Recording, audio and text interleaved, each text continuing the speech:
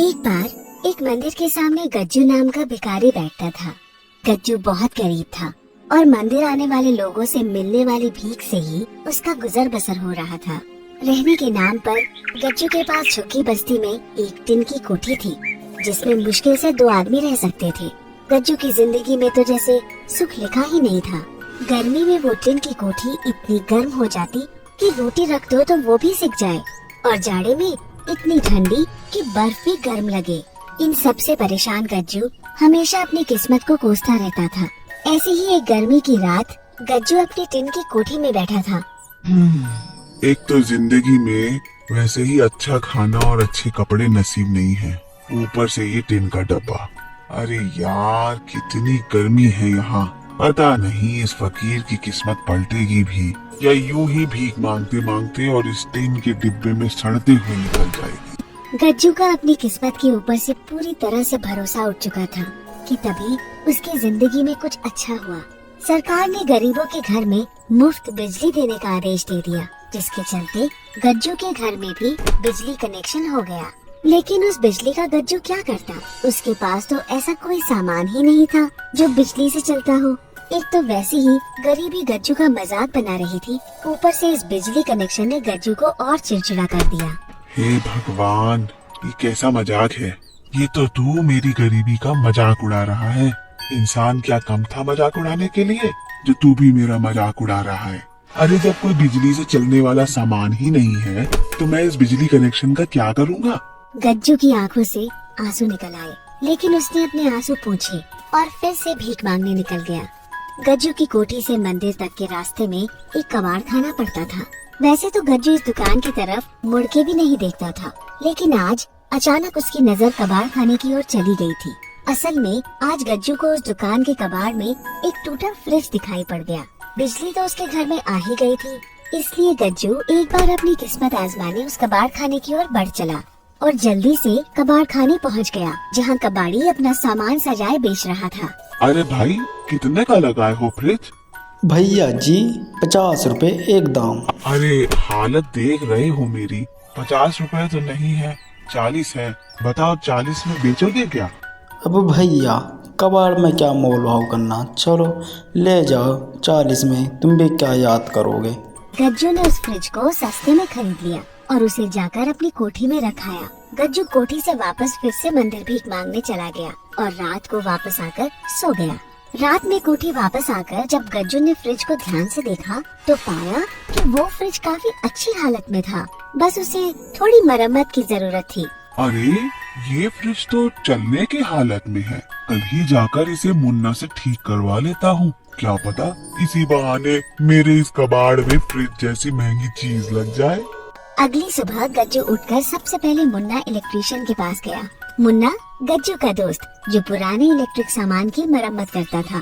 पैदल चलते चलते गज्जू कुछ ही देर में मुन्ना की दुकान पर पहुंच गया। और मुन्ना भाई कैसे हो?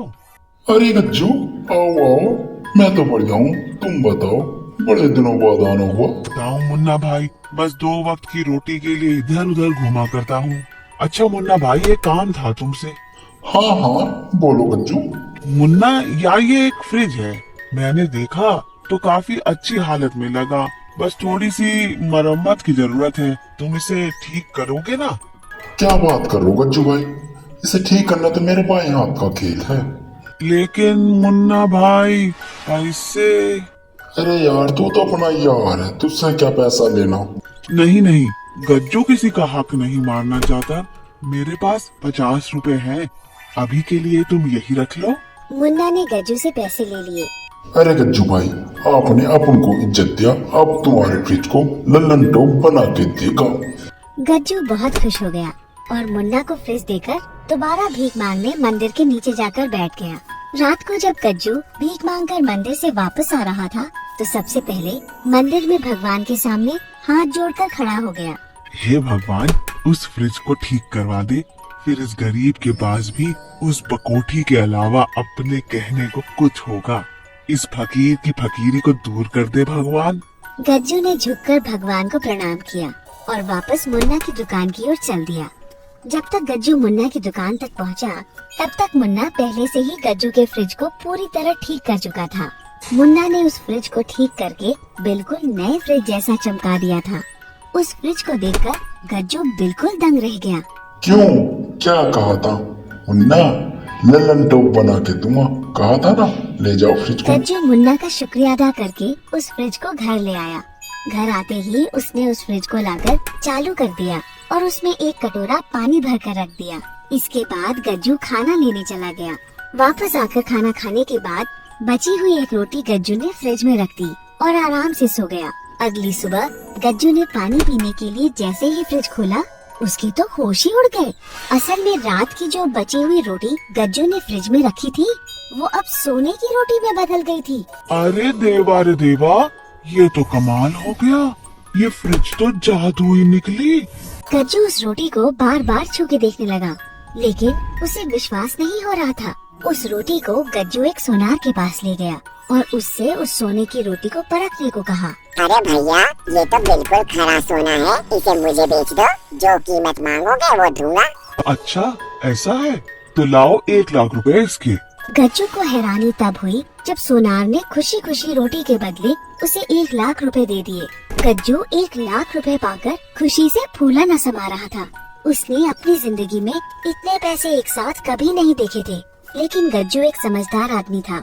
अब उसने उस फ्रिज में थोड़ा थोड़ा सामान रख के उसके सोने में बदलने के बाद उसे बेचकर काफी पैसा इकट्ठा कर लिया और उन पैसों से एक इलेक्ट्रॉनिक सामान की दुकान खोल ली। जल्द ही गज्जू की वो दुकान चल पड़ी और उसका व्यापार बढ़ने लगा। गज्जू ने मुन्ना, जिसने कम दाम में गज्जू का फ्रिज ठीक कर दिया था, उसके नाम भी एक दुकान खरीद ली। धीरे धीरे करके गज्जू ने इलेक्ट्रॉनिक सामान का बहुत बड़ा व्यापार खड़ा कर दिया और बहुत अमीर हो गया। अब उसके पास वो हर चीज थी जिसके लिए वो कभी तरसता था। एक बड़ा घर, महंगी गाड़ी, सारी सुख सुविधाएं और मुन्ना जैसा सच्चा दोस्त। एक दिन मुन्ना और गज्जू साथ खड़े अपनी दुकानों को देख रहे थे। यार मुझे समझ नहीं आया, आखिर तूने ये सब किया कैसे?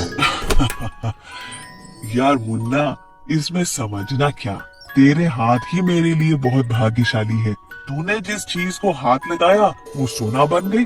गज्जू की कही एक भी बात मुन्ना को समझ में नहीं आई और वो फिर से अपनी कामयाबी को देखने लगा।